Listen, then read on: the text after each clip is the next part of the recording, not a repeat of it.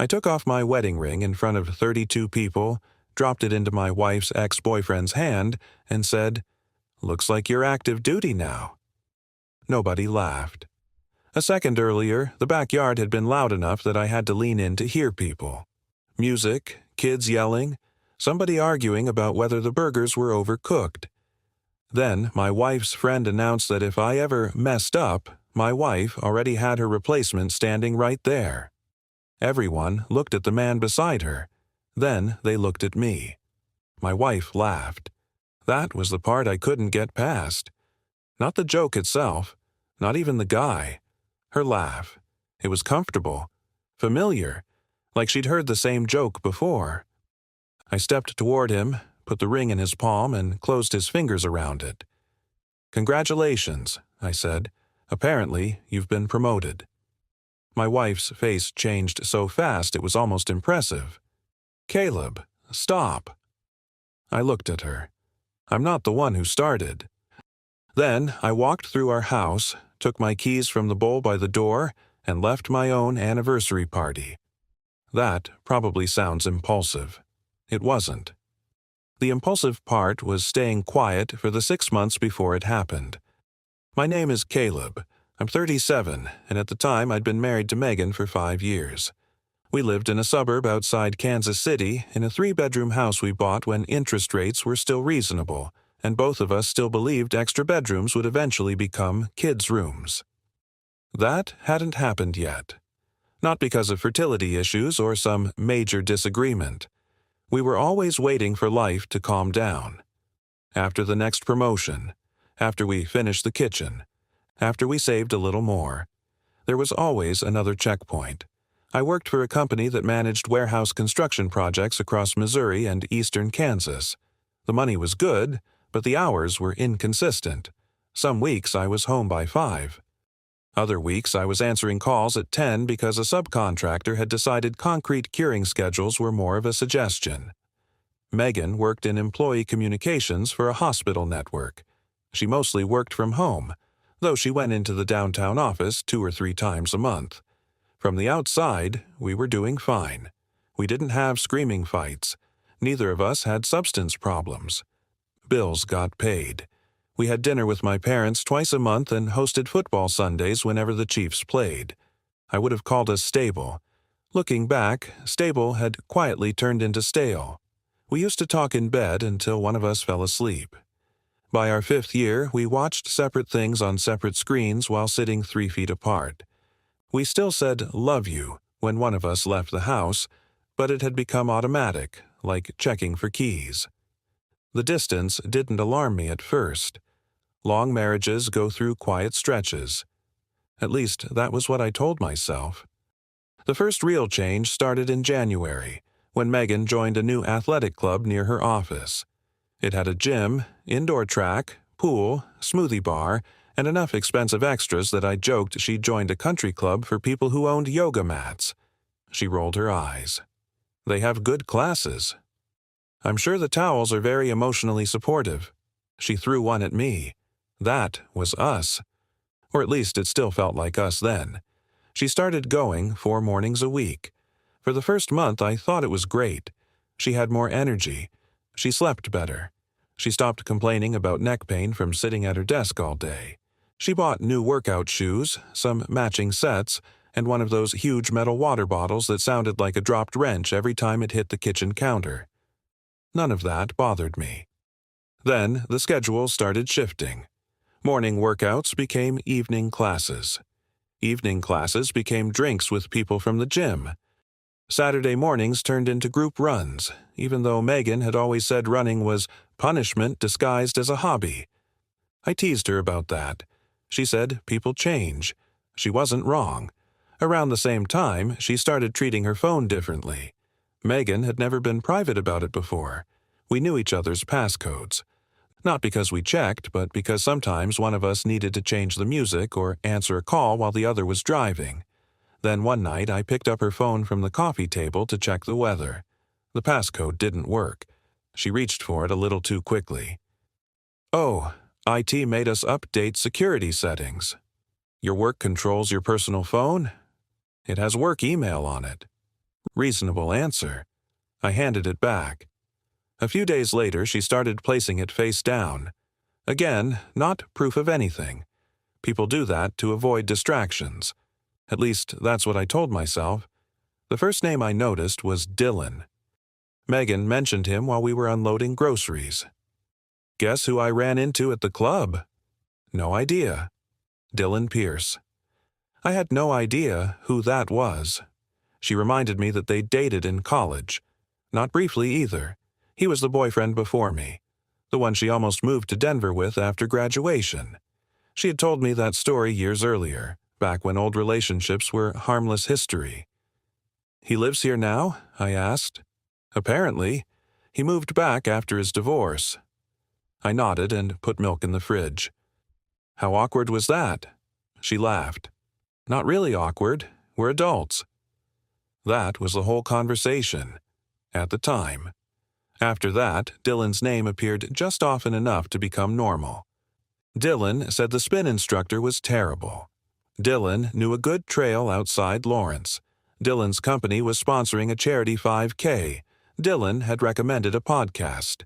Every mention came casually, usually while Megan was doing something else. She never sat me down and announced she was spending time with her ex. She let his name blend into daily life. That was probably the smartest part. If she'd hidden him completely, I might have gotten suspicious. Instead, I felt almost childish for noticing. The first canceled plan happened in March. We had reservations at a steakhouse downtown for my birthday. Nothing huge, but we hadn't had a proper date in months, and I was looking forward to it. At 4:30, Megan texted, "Work emergency. I'm so sorry." She called a few minutes later and sounded irritated. Apparently, a senior executive had made last-minute changes to a hospital newsletter, and everyone had to stay available. I believed her. I even felt bad for her. I picked up barbecue, watched a game alone, and fell asleep on the couch before she got home. The next morning, she brought me coffee and a cinnamon roll from my favorite bakery. I'm a terrible wife. You're not. I'll make it up to you. I kissed her forehead. We'll reschedule. We never did. 2 weeks later, I came home early because a site inspection had been postponed. Megan wasn't there. I called. No answer. About 20 minutes later, she called back from her car. Sorry, I was in a meeting. You left the house?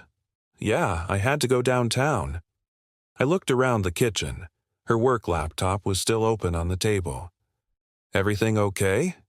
Fine, just annoying. She got home almost an hour later carrying a Target bag with paper towels and shampoo. I didn't ask why she'd gone shopping after an emergency meeting. I'm not proud of that. At the time, I thought trusting my wife meant ignoring anything that could be explained. I didn't understand that trust and denial can look almost identical from the inside.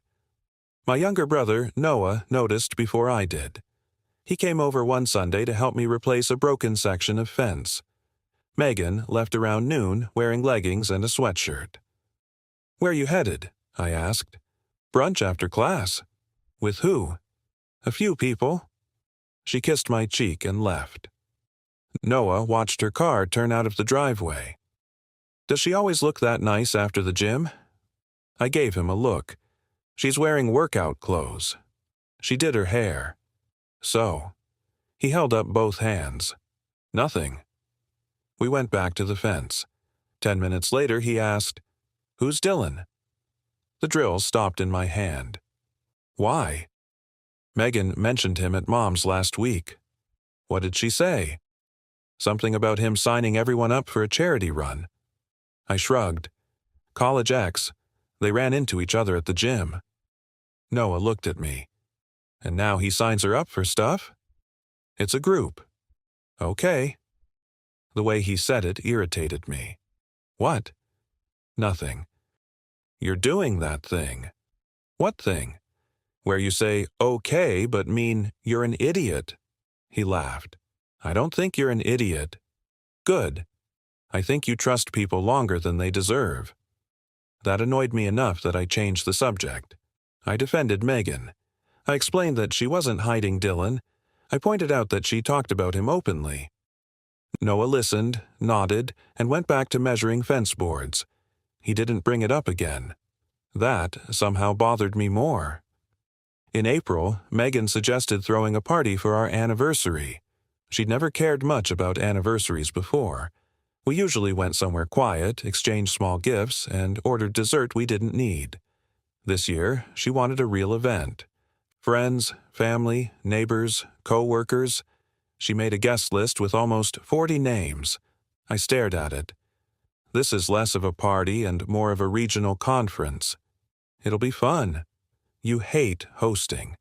I want to do something different. She seemed genuinely excited, so I agreed. For the next 3 weeks, she planned everything. She ordered string lights from Amazon, rented extra tables, and bought enough disposable plates to survive a medium-sized natural disaster. She spent evenings texting people from the couch. Sometimes she'd smile at her phone. Sometimes she'd angle it away when I sat beside her. I noticed. I said nothing. One Thursday, I came into the bedroom while she was changing. Her phone lit up on the dresser. I saw the beginning of a message before the screen went dark. Dylan, are you sure he's okay with... That was all I caught. Megan picked up the phone. Everything good? I asked. Yeah. What's Dylan asking? She looked at me for half a second too long. About the party. What about it? He wanted to know if gym people were actually invited. I nodded. Are they? A few. She turned away and pulled on a sweater. The conversation ended. That night, I lay awake wondering how Dylan knew about our anniversary party before I knew which gym people were attending. The next morning, I told myself I was being paranoid. That became my routine. Notice something. Explain it away. Feel guilty for noticing. Repeat. The week before the party, Noah came over for dinner. Megan was in the shower when he asked, "Is Dylan coming?" "I don't know." He stared at me. "You don't know who's coming to your own anniversary?" Megan handled the guest list. "That's convenient." I set my fork down. "Let it go." He nodded. "Fine." "I mean it." I said fine. Megan walked into the kitchen a minute later, and neither of us mentioned it. 3 days before the party, she told me Dylan might show up with one of her college friends. I looked at her. "I thought you invited him." "No. Why would I invite him directly?" I remembered the message. "Are you sure he's okay with... Who's bringing him?" "Claire." "Are they dating?" "I don't think so." "Then why would she bring him?" Megan sighed. "Because they're friends, Caleb. Not everything is complicated." I felt embarrassed. Not convinced. Embarrassed. So I dropped it. The morning of the party, Megan was in a great mood. Better than she'd been in months. We made breakfast together, cleaned the kitchen, and argued about whether the outdoor speakers were too loud.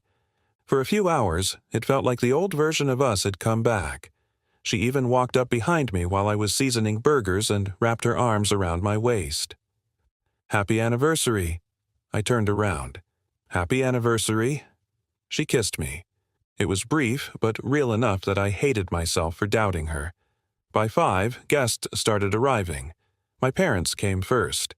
Then neighbors, co-workers, old friends. Noah showed up carrying 2 cases of beer and said, "I brought enough for whatever happens." I laughed. "What exactly are you expecting?" "With this family, weather delay at minimum." The backyard filled up fast. Music played through the speakers. Kids chased each other around the patio. Megan moved through the crowd like she'd been hosting parties her whole life. She looked beautiful. That's important. I remember watching her talk to people and thinking I'd been unfair. Maybe we were just busy. Maybe the weirdness was normal. Maybe I'd let Noah get in my head. Then I saw Dylan. He walked through the side gate without Claire. No date. No confusion. He knew where to go. He greeted 2 people near the cooler by name, hugged one of Megan's co-workers, and headed straight toward her. She saw him before I did. Her entire face changed. Not dramatically, just enough. Her shoulders relaxed. Her smile got wider. She touched his arm when she said hello. I watched from the grill. Noah appeared beside me. That him? I nodded. You ever met him? No. He seems comfortable. That was exactly the word. Comfortable. Dylan wasn't acting like a guest in someone else's home. He knew where the drinks were. He helped himself to ice from the kitchen. At one point, he carried a tray outside without asking where anything belonged. I started paying attention. Megan introduced us about 20 minutes later. Caleb, this is Dylan. He held out his hand. Good to finally meet you. Finally. One word. Probably harmless. Still, I heard it. I shook his hand. Same. He smiled. Megan talks about you a lot. I looked at her. Good things, I hope. She laughed. Mostly. Dylan smiled too. It felt practiced. Then one of Megan's friends pulled her away for pictures, leaving the two of us standing there. Dylan nodded toward the yard. Great turnout. Megan planned it. She's good at that. You've been to a lot of her events? His eyes moved toward the cooler. A few group things. Gym group. Mostly. He took a drink. She didn't tell you? There it was. Not an accusation. Not even a direct statement. Just enough to suggest there were things I should know. Before I could answer, Megan returned and touched my back. Can you check the burgers? I looked at her. They're fine. Caleb. She smiled, but her eyes didn't. I went back to the grill. Noah followed me. What did he say? Nothing. You've got the face. What face? The one you get when a contractor lies about ordering materials. I looked across the yard. Megan and Dylan were talking again. Too close for strangers. Not close enough to accuse. Apparently they've been to group events together. Noah nodded. Did you know? No. He opened his beer. That feels important. I didn't respond. For the next hour, I started seeing things I'd probably ignored before. Dylan knew Megan's favorite drink. He knew she hated mustard. He mentioned a story about her getting lost on a trail I'd never heard about. When somebody asked how they knew each other, Megan said, college, while Dylan said, the gym. They laughed at the mismatch. I didn't. After dinner, Megan gathered everyone near the patio for a toast. She thanked people for coming. Said 5 years had gone by quickly. Said marriage was about patience, partnership, and forgiving each other's terrible habits. People laughed. Then she raised her glass toward me. To 5 years. I raised mine. To 5. Dylan stood just behind her left shoulder, close enough to be in every photo. That was when Tessa spoke. Tessa had been Megan's friend since college and had already had enough wine to start treating volume like a personality. She pointed at Dylan. And if Caleb ever screws up, Megan already has the next husband waiting. A few people laughed. I looked at Megan. She laughed too. Tessa kept going. What? Everybody knows Dylan's the backup. More laughter. Different this time. Nervous. Familiar. Noah stopped smiling.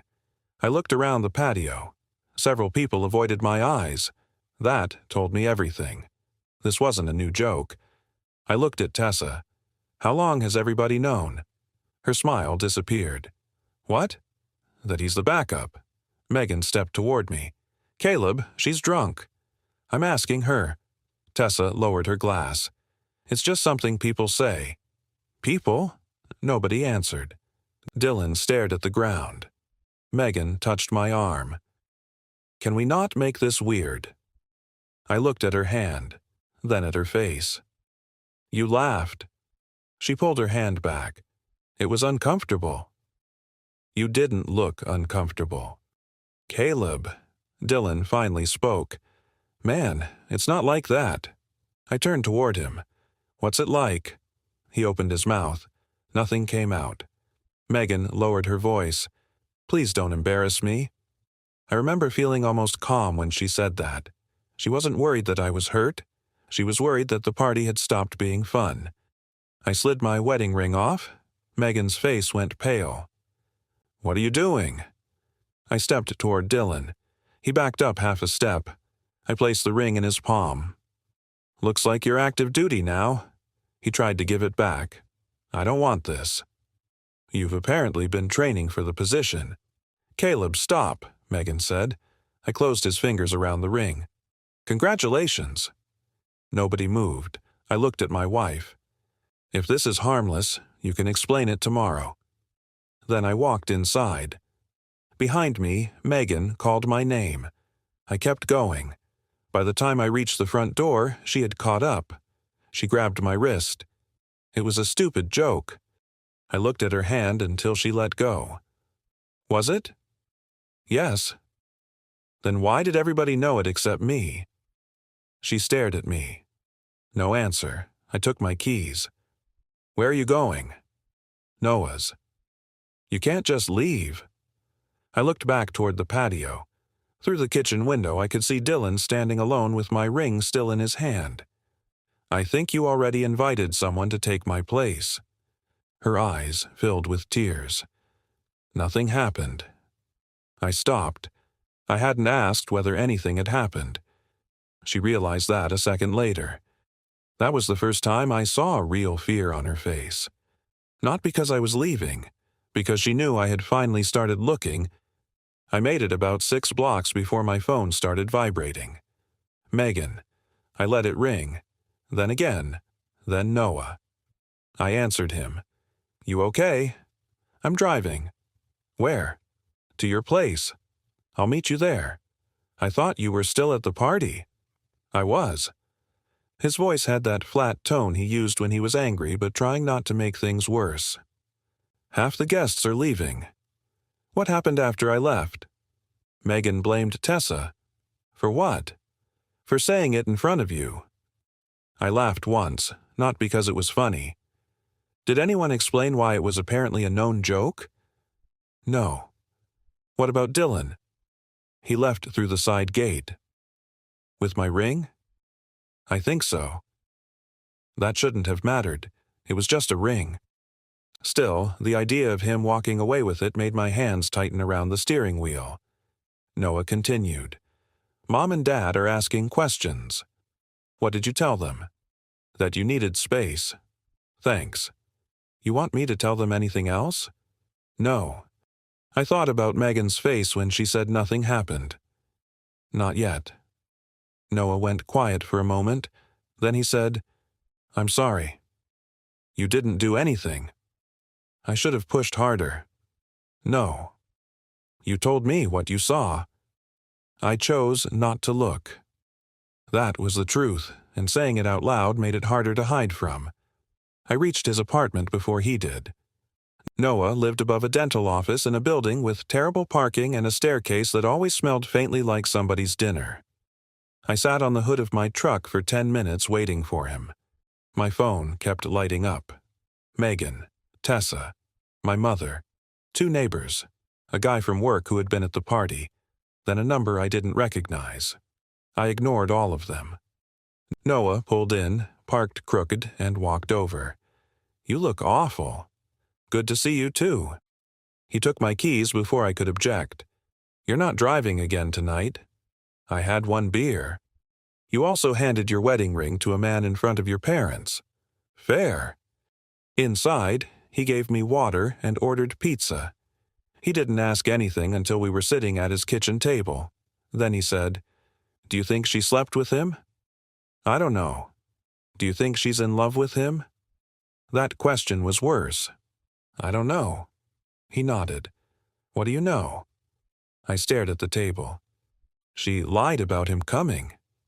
"Okay." "She's been seeing him outside the gym." "Okay." "Everybody in that group thinks they're close enough to joke about him replacing me." "Yeah." "She asked me not to embarrass her." Noah's jaw tightened. That part got me. "Me too." He leaned back. "You should hear her out." I looked at him. "You've been suspicious for months. And now you're telling me to hear her out? I'm telling you to get facts. There's a difference. He pointed at my phone. Right now, you know enough to be hurt. You don't know enough to make a clean decision. I hated that he was right. Around midnight, Megan sent a message that stopped me. Please don't talk to Dylan before you talk to me. He'll make this sound worse than it was. I read it twice, then a third time. Noah watched my face. What? I showed him. He frowned. That sounds bad. It sounds like she already knows what he'd say. Maybe. Or she knows what he knows. A minute later, the unknown number texted, Caleb, this is Dylan. I'm sorry about tonight. I think you deserve to hear the truth from someone who isn't trying to save the marriage. Noah read that one too. Meet him. You really want me to sit down with the guy? I want you to stop guessing, I typed back. Tomorrow, 9:30, diner on Truman Road. He replied immediately. I'll be there. Megan called again 10 seconds later. I didn't answer. That timing told me Dylan had probably warned her, or she had been watching his phone. Either option was unpleasant. I slept maybe 2 hours. Mostly, I stared at Noah's ceiling fan and replayed small things. The changed passcode. The canceled birthday dinner. The Saturday hikes. Dylan saying, She didn't tell you? Each memory felt different now. Not bigger, sharper. At 7 in the morning, I finally listened to Megan's voicemail. Her voice was tired. Caleb, I know how this looks. I stopped the message. People only say that when it looks exactly how it is. I made myself keep listening. I should have shut Tessa down. I should have told you Dylan was coming. I know that. But nothing physical happened? I swear. There was a pause. Then she said something I hadn't expected. I think I let things get too close. That was the first honest sentence I'd heard from her. Not enough, but honest. At 9:30, Dylan was already in a booth at the diner. He stood when I walked over. Thanks for coming. I'm not here for you. I know. He looked rough. Same clothes from the party, minus the jacket. No confident smile, no easy charm. He reached into his pocket and placed my ring on the table. I looked at it. Keep it there. He nodded and sat down. A waitress poured coffee. Neither of us touched it. I started. How long? He looked at me. 6 months. Since the gym? Yes. What happened? At first, nothing. I almost laughed. That answer usually means something happened. He rubbed his hands together. We talked after workouts. Then we got coffee. Then she started coming to group stuff. What group stuff? Runs. Dinner. A brewery a couple times. Hikes. How many times were you alone? He didn't answer. I waited. More than I should have been. Number. Maybe 8 or 9. That landed hard. 8 or 9 private meetings with a man she had described as an occasional gym acquaintance. Did you sleep with her? No. Did you kiss her? No. Did you touch her? No. The answers came fast. Then I asked, Did you want to? He looked away. There it was. I liked her. Liked. He exhaled. I still had feelings. I nodded. At least that's honest. I'm not asking you to forgive me. Good. I knew she was married. Yes. I kept telling myself it was okay because she said you two were having problems. I stared at him. She talked about our marriage? All the time. What did she say? He looked uncomfortable. That you worked constantly. That you were distracted. That she felt like a roommate. Every sentence hurt because none of them were completely false. That didn't make what she did acceptable. It just made it easier to understand how she had justified it. Dylan continued. I told her she should talk to you. You also kept meeting her. He nodded. I know. Why? He gave a small, humorless laugh. Because being the guy who listens feels noble when you want to believe you're not trying to take anything. That was probably the most self-aware thing he said all morning. Were you trying to take her? Not at first. And later? He looked at the ring. I started imagining what would happen if you two split up. I leaned back. There it was. No touching. No hotel room. No obvious affair. Just another man waiting for my marriage to fail while my wife gave him reasons to think it might. What about the joke? He looked embarrassed. That started in the group. Who started it? I don't remember. You smiled. I know. You knew they called you that? Yes. And you still came to my anniversary. He rubbed his forehead. I had stopped talking to Megan 2 weeks earlier. That surprised me. Why? Because it wasn't harmless anymore. Did she agree? No. He looked up. She got upset. Then why were you there? She invited me. She said it would prove we could all be normal. I thought about the message I'd seen. Are you sure he's okay with... She told me Claire invited you. He looked genuinely confused. I barely know Claire. I believed him. Not because I trusted him, because the confusion was immediate. She lied. Yes. He said it quietly, almost like the word cost him something too. I looked at my ring. Why call me? Because she texted me after you left. What did she say? She told me not to answer if you reached out. That fit her message to me. What else? He hesitated. I waited. She said if we both kept it simple, you'd calm down. I felt something cold settle in my chest. Simple, as if the problem was a story that needed coordination. Dylan slid his phone across the table. I brought this in case you didn't believe me. The messages were there. Not all of them. He admitted he had deleted older conversations when he ended things. What remained was enough. Megan inviting him to the party. Megan telling him I was secure and not the jealous type. Megan asking whether he thought things between them had gotten inappropriate. His response, yes, that's why I'm backing away. Her reply, you're making it sound dirtier than it was. Then, 2 days later, come Saturday. It'll prove everyone is being ridiculous. I handed the phone back. Did she ever say she was leaving me? No. Did she say she loved you?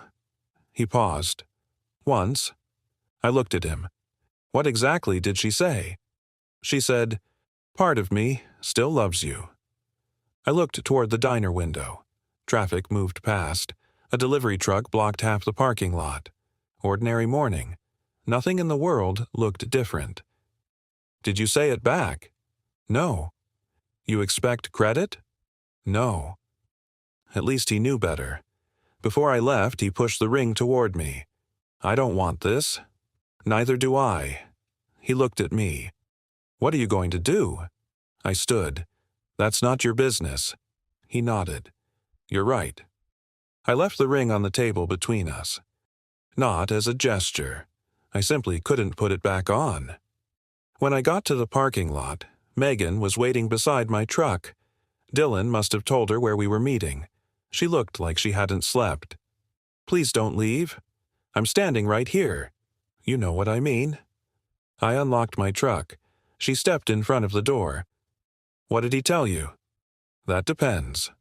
On what? Which version are you planning to give me? Her eyes filled. I made mistakes. Good start. I never slept with him. I believe you. That caught her off guard. You do? Yes. Relief crossed her face. It vanished when I continued. I also believe you gave him the part of you that was supposed to come to me. She looked down. Can we go home? No. Can we at least talk somewhere private? I looked through the diner window. Dylan was still sitting in the booth with my ring on the table. Fine. We drove separately to a park 10 minutes away. The place was mostly empty. A few parents with toddlers. An older man walking a dog. We sat on a bench facing a small lake. Megan started before I could. I was lonely. I know. You worked all the time. I know. We stopped talking. I know. She looked at me. Then why are you saying it like none of it mattered? It mattered. I turned toward her. I was lonely too. She went quiet. I was tired too. I felt the distance too. I just didn't create another relationship to deal with it. It wasn't a relationship. Then why did he have to end it? She looked away. No answer. I continued. You told him you still loved him. Her face changed. He showed me. I didn't mean it the way it sounds. I almost smiled. How many ways can that sound? He was part of my past. So was I, apparently. Caleb, please. No. I kept my voice low. You don't get to use our problems as permission. I'm not. You are. She wiped at her eyes. I should have talked to you. Yes. I thought you'd dismiss me. Did you try? She didn't answer. That was the entire marriage in one silence. She had decided how I would respond, then used that imagined response to justify never giving me the chance. After a while, she said, I don't want a divorce. I haven't said divorce. You don't have to. We sat there for several minutes. Finally, I asked the question that mattered most. If Tessa hadn't said it out loud, were you ever going to tell me? Megan stared at the lake. Her silence stretched long enough that I got my answer. I don't know, she whispered. I nodded. That hurt more than the texts, more than the meetings, more than the joke, because she wasn't lying anymore. She truly didn't know. I stood. She looked up. What happens now? I need space. How much? I don't know. Days? I don't know. Weeks? Megan. She stopped. I softened my voice. I can't give you certainty while I'm still learning what was real. She started crying then. Not loud, not dramatic, just quiet tears she kept wiping away with the heel of her hand. I do love you. I believe you. She looked surprised. Then why does it feel like you're already gone? I thought about that. Because love wasn't the part you failed to protect. I left her on the bench. That afternoon, Tessa called. I almost ignored it. Then I remembered everyone laughing. I answered. I owe you an apology, she said. For the joke. For waiting until the party to say it. I frowned. What does that mean? It means I knew things were getting bad. How? She talked to us. About Dylan. About you. There it was again. Everyone had been invited into the problems except me. Tessa continued. She said she felt ignored. That Dylan understood her. We kept telling her it was just friendship. Then the jokes started. Why? Because it was obvious. I felt my jaw tighten. Obvious to everyone but me. I thought she'd told you. Why would you think that? Because she didn't hide him around us. She acted like you knew. That was the genius of it. Megan hadn't hidden Dylan from the group. She'd hidden me from the truth. Tessa's voice shook. I said it at the party because I wanted her to hear how bad it sounded. So you used me to make a point. I know. I'm sorry. I believed she was sorry. That didn't make it less cruel. Before hanging up, she added, There's something else. I closed my eyes. Of course there was. Dylan wasn't the first person she talked to. What do you mean? She started complaining about the marriage months before she ran into him. To who? Anyone who would listen. I sat down on the curb beside my truck. So he didn't create the distance. No. He stepped into it. That distinction mattered. Not because it made Dylan innocent. It didn't. But it meant the affair wasn't the beginning. It was the result of problems Megan had been sharing everywhere except home. That night, I opened a notebook and wrote down dates. The birthday dinner, the changed passcode, the Target bag, the hikes, the party, the messages. Not because I wanted to build a legal case. I wanted to understand when I had stopped being part of my own marriage. Around 11, Noah came into the kitchen. "You still awake?" "Obviously." He looked at the notebook. "You making a timeline?" "Trying to." "For what?" "I don't know." He sat across from me. "Can I say something you probably won't like?" "You usually do." He smiled faintly. "Don't get lost trying to find the exact moment she crossed the line." "Why?" "Because you already know she did." I looked at him. "What if it can be fixed?" "Maybe it can," he shrugged. "But don't confuse understanding it with undoing it." That sentence stayed with me. The next morning, I called a divorce attorney. Not to file. Not yet. I just wanted to know what leaving would actually mean. The receptionist scheduled me for Friday. When I hung up, I felt guilty, then relieved, then guilty for feeling relieved. That afternoon, Megan emailed me. Not texted, emailed. The subject line said, "Everything I should have said sooner." The message was long. She admitted the private coffees, the group dinners, the messages she deleted, the lie about Claire inviting Dylan, the lie about the work emergency on my birthday. She had been with him that night, not in a hotel, at a restaurant, talking. She wrote that nothing physical had happened. She wrote that she had convinced herself emotional betrayal didn't count. She wrote that she had loved the feeling of being wanted by someone who remembered who she was before bills, work, and a mortgage. The last paragraph was the only one I read twice. "I kept waiting for you to notice how unhappy I was, while doing everything possible to hide it from you. I see how unfair that was now." For the first time, she wasn't blaming Dylan, or Tessa, or my work, or the distance. She was naming her choice. That should have made me hopeful. Instead, it made everything feel more final, because honesty had finally arrived. It was just 6 months late. I met with the attorney on Friday. It lasted 45 minutes. No dramatic speeches, no encouragement to fight for everything. He asked practical questions. How long had we been married? Any children? Joint accounts? Retirement savings? Who wanted to keep the house? By the time I walked back to my truck, I realized something. A marriage that takes years to build can be reduced to paperwork surprisingly fast. The attorney handed me a folder before I left. "You don't have to decide today." I know. But once trust is gone, people often spend months hoping facts will change. They usually don't. I put the folder on the passenger seat and drove away. That weekend, Megan asked if we could meet one more time. Not to convince me, just to talk. I almost declined. Instead, we met at a small coffee shop halfway between our neighborhoods. She looked different. Not physically. She simply wasn't trying to manage the situation anymore.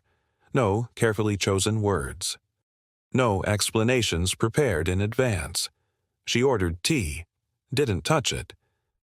"I've been thinking about what you said." "Which part?" "That I gave someone else the part of me that belonged in our marriage." I nodded. "I've hated hearing that." "I figured." "Because it's true." That wasn't something I expected to hear. She looked out the window. I kept focusing on whether I crossed the physical line. "You did." She looked back at me. "I know." I raised an eyebrow. She gave a tired smile. "I know what you're going to say." I wasn't talking about sex. Her smile disappeared. "I know." Neither of us spoke for several seconds. Finally, she said, "I kept moving the definition." "What do you mean?" "Coffee wasn't cheating." "No." "Texts weren't cheating." "No." "Talking about our marriage wasn't cheating." "No." "Hiding it was." She nodded. "And then deleting messages. And lying. And making excuses. And protecting him." Every sentence became a little quieter. I built the affair one decision at a time while telling myself none of the individual decisions counted. That was probably the clearest explanation I'd heard from anyone, including myself. I don't think you planned it. I didn't. I think you adapted to it. She looked surprised. I think every time something felt wrong, you found a reason it wasn't. Tears gathered in her eyes. I did. I believed her. That didn't make it fixable. A week later, we met with a counselor. Not to save the marriage, to decide whether it was already over. The counselor spent most of the session listening. When she finally spoke, she asked Megan one question. "When did you first realize you were hiding things from your husband?" Megan answered immediately. "The first coffee." "Then why did you go again?" "Because the first one didn't feel like enough to matter." "And the second?" "I told myself it was still harmless." "The third?" Megan looked down. "I stopped counting." The counselor nodded slowly. Then she looked at me. "What changed for you?" I answered just as honestly. "The joke." She looked confused. "Not the messages?" "I didn't know about them." "The meetings?" "I didn't know." "The deleted texts?" "No." "The joke told me something none of those things could." "What?" "That everyone else already understood the relationship." The room became quiet. I continued. "If strangers think another man is your backup husband," I shrugged, "your marriage has already become public." The counselor didn't argue. Neither did Megan. 3 weeks later, we signed the divorce papers. Neither of us cried. I think we'd already done most of that separately. Selling the house took longer. That turned out to be the hardest part. Not emotionally, practically. You don't realize how many little decisions exist inside a shared life until you're forced to separate them. Who keeps the ladder? Who gets the patio furniture? What about the Christmas ornaments her mother gave us? The lawnmower? The spare freezer? At one point, we stood in the garage staring at an old cooler. Neither of us even wanted it. We just couldn't remember who had bought it. Finally, I laughed. "You take it." She laughed too. "I don't even like camping." "I know. Neither do you." "I also know." For about 30 seconds, we sounded like ourselves again. Then it was over. The last thing we packed together was a plastic storage bin labeled photos. We carried it into the empty living room. The furniture was already gone. Only the echo remained. We opened the box. Wedding pictures. Road trips. Our first apartment. Christmas mornings. Selfies from concerts. Home Depot receipts tucked between photographs because apparently neither of us had ever organized anything correctly. Megan held up one picture from our honeymoon. We looked exhausted. We were.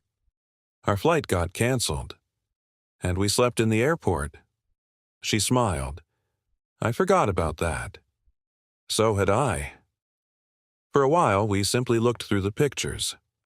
Not trying to save anything, just acknowledging that those people had existed. Eventually, she closed the lid. I'm glad those years happened. I looked at her. So am I. She frowned slightly. I thought you'd say you wished you'd never met me. No. She looked surprised. I wish we'd handled the ending differently. That's not the same thing. She nodded slowly. I don't deserve that kindness. It's not kindness. What is it? The truth. The divorce became official a month later. Friends started choosing sides. Some quietly disappeared from both of our lives. Others reached out. Tessa asked if we could have lunch. I almost declined. Instead, I met her. She apologized before sitting down. I've replayed that night 100 times. I believe you. I thought embarrassing Megan would wake her up. You embarrassed me. I know. She looked miserable. I'll regret that for a long time. I believed that too. Before we left, she said something interesting. You know, after everything happened, nobody from that gym group stayed close to Dylan. I looked at her. What happened? They realized he wasn't actually trying to steal anyone. He just shouldn't have been there. I nodded. That matched what I'd come to believe. Dylan wasn't innocent, but he also wasn't the mastermind everyone wanted him to be. He stepped into a marriage that already had cracks. He simply benefited from them. About 8 months after the divorce, Noah convinced me to join him for Saturday morning basketball. I was terrible. Halfway through the first game, I was bent over trying to remember how breathing worked. One of the guys asked how old I was. 37. He laughed. I thought at least 50. Noah nearly fell over laughing. On the drive home, he looked at me. I haven't heard you laugh like that in a year. Neither had I. That surprised me more than the basketball. Healing wasn't dramatic. It wasn't some moment where I woke up feeling different. It was tiny things. Buying groceries without automatically grabbing Megan's favorite coffee creamer. Watching football without checking whether she wanted anything from the kitchen. Planning a weekend because I wanted to. Not because I was trying to fix something. Life didn't suddenly become exciting. It simply became peaceful. Almost a year after the anniversary party, my phone rang. Megan. I answered. Hey. Hi. She sounded calm. I won't keep you. Okay. I accepted a job in Colorado. Congratulations. Thank you. There was a short silence. I wanted you to hear it from me. I appreciate that.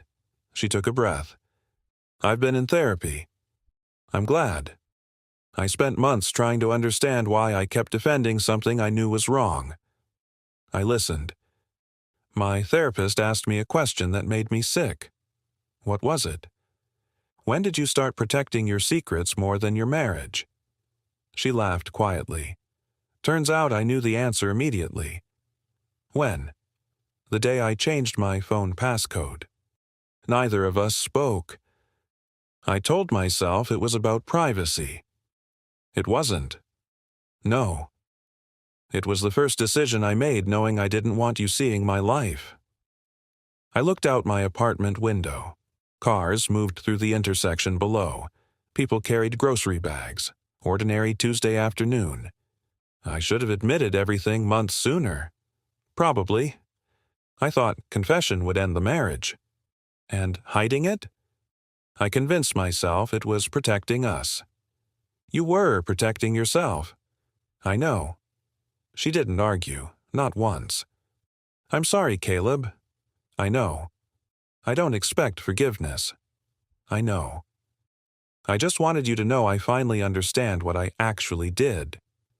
I believed she did. That mattered, just not in the way it would have mattered a year earlier. We wished each other well. Then we hung up. That was the last conversation we've ever had. Every now and then someone hears the story and asks whether I regret handing my wedding ring to Dylan. The answer is still no. Not because I'm proud of it. Honestly, I would have preferred a marriage where that moment never became possible. But that ring wasn't what ended my marriage. It simply exposed what had already happened. The joke at the party didn't destroy 5 years together. It revealed that too many people already saw another man standing where a husband should have been. Looking back, I don't think Megan is an evil person. I don't think Dylan was some criminal mastermind. I don't even think our marriage failed because of one catastrophic choice. It failed because of dozens of small ones. A coffee that didn't seem important. A conversation that felt easier than an honest one. A deleted message. A changed passcode. A birthday dinner replaced by someone else's company. Every decision made the next one easier. Until eventually there wasn't a marriage left to protect. For a long time I asked myself the wrong question. I kept wondering whether there had been an affair. Eventually, I realized that wasn't the question that mattered. The real question was this. When did my wife stop bringing her loneliness to me and start bringing it somewhere else? Once I had that answer, everything else made sense. It didn't make the divorce easier. It didn't erase the good years. It didn't make anyone the villain. It simply explained why the marriage couldn't survive. Trust isn't usually lost in one dramatic moment.